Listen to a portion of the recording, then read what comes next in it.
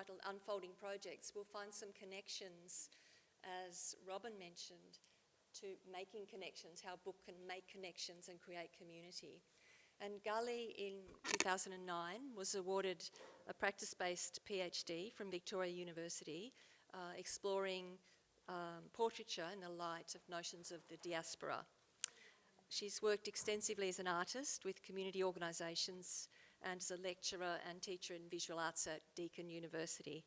And since 2009, a major part of her practice has been what she's going to be speaking about today, a series of Afghan-Australian art projects. And like Robin, Gali is interested in the representation and preservation of unseen voices, in this case the voices of Afghan women. And also she's interested in the politics of cross-cultural engagement and given institutions that stand in the way. So in Robin's case it was the State Library of Queensland, not in the way, but and I'm not comparing the State Library of Queensland with the Taliban, but there you go, a couple of gigantic institutions to navigate around. And I think you'll find that Gali also engages with the hapticity or the unfolding of the artist's book. So Gali, over to you. Thank you. And I'll likewise ring my bell. Here's the pointer. So this one will send your slides forward. And there you go. Thank you. And you can see them all there. Okay. Thank you.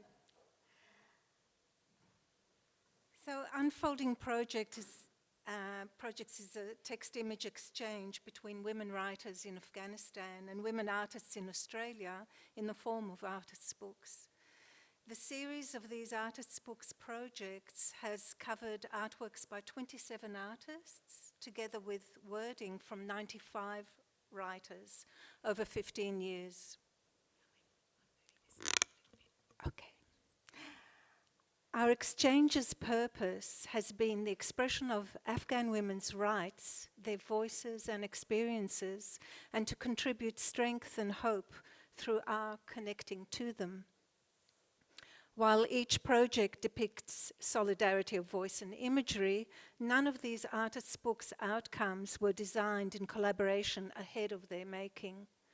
The bodies of works of our projects evolved with the idea that collaboration would grow through responses. As women of distant cultures, foreign languages and experiences, we responded to each other's expressions and individuality through our medium's presence. Words and images of our works respond or are placed alongside each other rather than describe or illustrate each other. Our Australian group's aim from the start has been to find a common ground with women in Afghanistan through the use of the artist's book as that grounded space in which to meet and to voice. 3 projects have been created in various eras of Afghanistan, a country of continuous conflict. The first project was conducted in 2009 to 10, within the first decade of Australia's military involvement with the USA and NATO in Afghanistan. The second project in 2017 to 18 was towards the end of the 20 years our country's militia was in Afghanistan. And the third project, most current project of 2022 to 24, was created after the withdrawal of the Australian and Western militaries at the time of the Taliban's second rule. Each project reflects certain periods in Afghanistan. However, the projects evolved not only in their content, but also in the concepts of dialogues, responses, structures, and processes, and thereby various understandings of artists' books. Our first project began when 13 of my colleagues responded to my idea of solidarity with Afghan women through our artwork. Most of us had backgrounds of artists' bookmaking, and creating the classic form of concertinas led to our naming the series of works Unfolding Projects. In 2009, 53 concertinas were created with our imagery, small 10 by 15 centimeters when closed, to be delivered and handled discreetly. They were delivered to the OPAC Vocational Centre in Kabul by the coordinator of its supporting charity, SAWA, in Australia. It was a time when opportunities for learning literacy skills were expanding for adult Afghan women who had been legally denied that basic education throughout the previous Taliban rule that had ended in 2001. Having learnt to read and write over the past year, the vocational centre's women were offered by us an opportunity to express themselves with their own narratives in relation to our imagery. Our works were presented to them as gifts, with an offer of return to spread their narratives to the public. At the same time, we had to let go of those expectations of return, as the future of these objects were unpredictable under the circumstances of Afghanistan. And yet, works did return, 36 out of the 53 concertinas. Each had changed. The object that had travelled a distance, that had been touched and related to physically, returned as same but different. The concertinas became evidence of testimonies of both material presence and narratives of history. Writings tell of the women's traumatic experiences that they now had the ability to express by handwriting their language. Images by the Australian artists from their artistic practice reflected their own presence. The outcome was of each writer and artist meeting in the space of the artist's book, and thereby resulted in a third new presence, the relational one. The second project, Making Marks, the Handkerchief Project, was delivered to the women of the Vocational Centre in Kabul in 2017. We considered the Making Marks handkerchiefs as pages, unbound because there was no need for a specific order, yet the individual pages were attached with the concept of solidarity of two worlds. Making Marks began with Australian artists' marks on handkerchiefs, printmaking, and some with needlework on themes of place, nature, and history. Invited to add writings in any medium on their received artworks, Afghan women embroidered their handwritten texts relating to their wishes and dreams of their future. Unexpectedly, they also covered our images with embroidery. The handkerchief is a potent symbol of both joy and sorrow, and within our project, an artifact loaded with history and expressions. Many of the handkerchiefs had had previous lives. They came from the artist's father, grandmother, aunt, friends, and from strangers. Those presences remain. Rosalind Atkins used her grandmother's handkerchiefs with the lace her grandmother had made, and etched prints of her mother's lace wedding dress, all with historical family significance for her. Marion Crawford's handkerchiefs were not materially historical, but the image on them was. Quoting Marion, "These images of people of the Pacific Ocean islands of Micronesia were taken in an ethnographic survey undertaken by the Imperial University of Tokyo in 1918.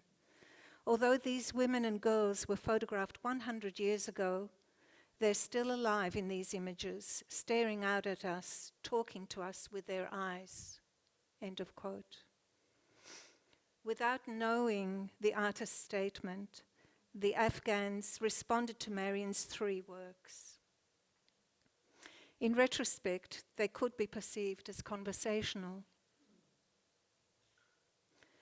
Tracy Avery's three handkerchiefs had historical value for her both materially and symbolically. Her artwork was inspired by her great-grandmother's three silk handkerchiefs that her husband had sent to her from Europe when he was away from Australia fighting in the First World War, and he died there in 1918. Tracy embroidered her own artwork with both her grandmother's threads and her own to incorporate her family's material presence. Her images represented Australian eucalyptus flowers and the word souvenir embroidered as a memento, memorial from a time, place, or person. The scattered flower stamens in the center, blown by the winds of time, represented the memory of loss transmitted through generations. The 3 textile pages of Tracy's work returned from Afghanistan as same but different. They'd been undone and re-embroidered with new threads, and in some areas restructured. Her field pattern of stamens was gone, and a new field with the same stamen forms was created. In Tracy's words, initially I was thinking, where was my work? I realized I was having an attachment to something created long ago, and when I looked properly at what had been created, I was thrilled in a way that the message I had sent of sadness and loss had come back as something being joyful. All the stamens were lined up in a circle, and the messages on my handkerchief were all about hope, and I had a feeling this is a joint work. End of statement. When the 43 out of the 60 artworks returned, all had marks of change. A third perspective was created as a joint work of 2 individual worlds, layered not as an eliminating erasure, but rather a joining of hands through mark-making on a designated space, a third identity of 2 identities interwoven and inseparable. The outcome of this joint project reflected the situation in Afghanistan of 2017 to 18. Intense, yet hopeful, and with a freedom and embodiment of women's voices triggered by Australian artists' works. While we are waiting, the third project was created after the Taliban takeover of Afghanistan in 2021, when gender rights and women's education became severely limited. Throughout 2022, I collected story accounts and poems from Afghanistan written by women who were suffering and waiting to continue their studies and for the return of their rights. The emphasis on their human rights expanded further at this time, when restrictions were ruled over women being seen, heard, and educated. These writers were no longer women learning literacy skills, but those who had developed to university levels by 2021. Our purpose was to accompany this generation of women who had learnt the values of education and expression throughout their lives and now saw themselves as persecuted prisoners due to their gender.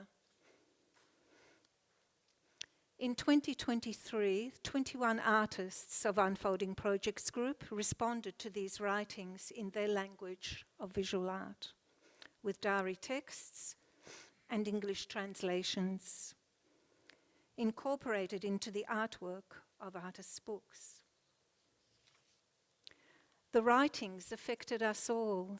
They were sad, unbelievable in terms of our society, heartbreaking. Yet the sadness also connected us to these individual women. Having a story to associate with, connect to, share, became the presence of that woman writer. After completing our artists' books, we started another stage of this exchange to engage people outside of Afghanistan in listening and perceiving, connecting and feeling through these participatory forms of artworks. We are currently focused on this stage, which takes place in public displays, indicating how Afghan women's words can be felt as their existence, presence in the haptic touch of artists' books handling.